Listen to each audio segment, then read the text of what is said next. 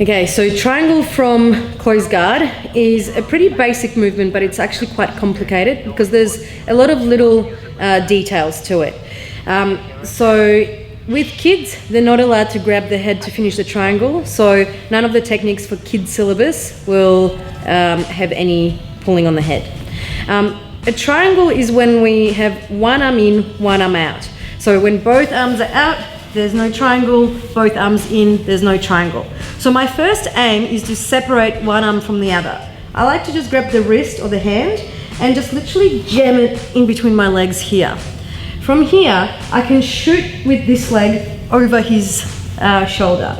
So I lift my hips up in the air and for now, I'm just going to keep that hand tucked in and I just lock my legs off. It doesn't have to be perfect from the start.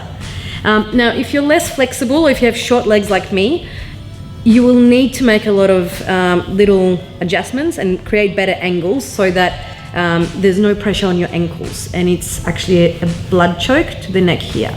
So what I want to do is make that better angle. First thing I do is I curl my legs in to break his posture.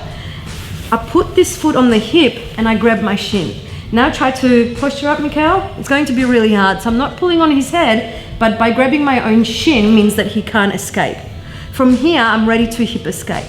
So I use my foot on the hip and I hip escape 180 degrees from where I was before, here. Now it's going to be much easier to actually lock off the triangle. So I'm going to curl my foot around his back or his neck, and then the other leg's going to come in on top of it. Now, really important that you don't go over your own foot because you can actually hurt your own foot. We want to lock off the back of my knee to my shin.